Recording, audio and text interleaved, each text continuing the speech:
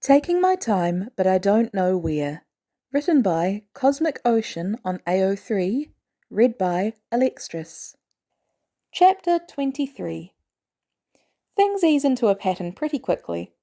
They move Barnes over in an afternoon. May and Barnes go 9 rounds over how much he's paying, but eventually she agrees to him paying utilities and groceries. He cooks dinner most nights, reading recipes and trying to get better at things other than what Peter calls his Great Depression sadness meals. He can't help Peter out with his science homework so much, because he's about as far from up to date on all that as he can get, but English is easier. Peter mostly needs someone to talk things out with. So they do that. Barnes starts brushing up on his sewing and his knitting, thinking he'll start making stuff for May and Peter as a thank you. Some nights they go out in uniform, but some nights they stay in, showing each other movies or documentaries to catch up on things Barnes has missed. And after a couple weeks, Barnes realized this is the most he felt like breathing in as long as he can remember. After he feels like he's really settled, he makes an arrangement. "It's nice," Bicky tells him as they sit on the couch, Bicky resting her cane on the floor. "I bet you were living in a real shithole before." "It was fine." "Mm-hmm. Peter and May will be back soon." "Good, I'm looking forward to meeting him." Bicky leans back. "You should know something." "What should I know?" "Steve knows you've been to see me." Barnes' stomach lurches. "What? How?" "I left those shitty socks out when he came to see me on Christmas. You recognized him instantly." Barnes narrows his eyes. "Did you do that on purpose?" "Ah, who's to say?" "Bex, why are you prying into an old woman's motivations for?" "You'll never be an old woman to me, Bex." Barnes paused. "How'd he take it?" Becky snorted.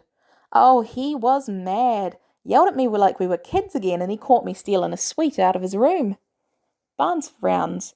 "He shouldn't be yelling at you." "He could be dangerous, this, and Bex, he was a professional assassin, that." Becky blows a raspberry. "What did you tell him?" "I told him it was horseshit. Said you'd shown up real quiet and reserved, but I didn't see anybody there but my brother. And anyway, I'm fucking old, Buck. There's worse ways to go than by your hand." Barnes scowls. "Don't fucking say that." Becky ignores him. "He went all quiet, and he asked me how you were, and I said you were good. Quiet. But that you seemed cared for, and you smiled just the same, when the inclination hit you. And before you keep looking at me like that, I didn't tell him anything else, and he didn't ask more, though I could tell he really wanted to." Becky claps her hands together. "Now, show me a picture of that Natalia you're friends with. I've never seen her before." Barnes sighs, but pulls his phone out. He shows Becky a picture of Natalia, the way she was when she swung through for a couple of hours on New Year's Eve, giving a dopey little smile and wearing one of those dumb party hats she'd eagerly accepted from Peter. Becky whistles long and low. "You sure can pick 'em, Buck. She is foxy." Barnes laughs. "Jesus, Bex." "What? I'm old, not buried. Good for you. Any pictures of you in one of those hats?" "Not that you're ever going to see." "You've never been any fun, Buck." The door opens and Barnes and Becky look up to see May and Peter enter. "Oh!" Peter perks up as he knocks his shoes off. "You must be Mr. Barnes."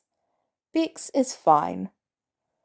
Peter bounds up to her. "Hi, Bex. I'm Peter. This is my Aunt May." "Very nice to meet both of you.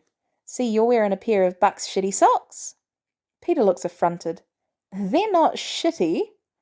"They're pretty shitty. They'll get better as he keeps trying, though. He gave a pair to Steve, too." Peter turns a surprised look on Barnes. "I didn't think you were talking to Steve." "He's not," Becky says, before Barnes can say anything. "He sure is stalking him, though." "You're stalking him?" Peter yelps as Barnes shoots her a dirty look. "Like Bambi," Becky confirms.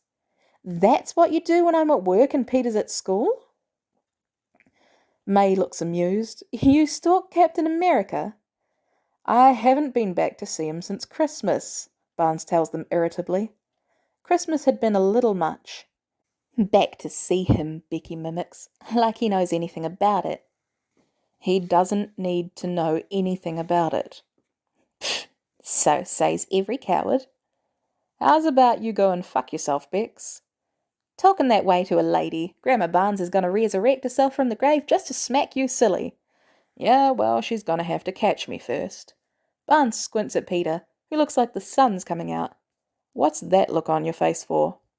I'm just, Peter says, so relieved that there's someone to give you shit when I'm not around. You're goddamn right, Becky answers cheerfully. You got a picture of Buck in one of those funny little New Year's hats? Sure do. Let me see. Barnes groans as Peter reaches for his phone and May laughs, even as he tries to keep the smile from his face.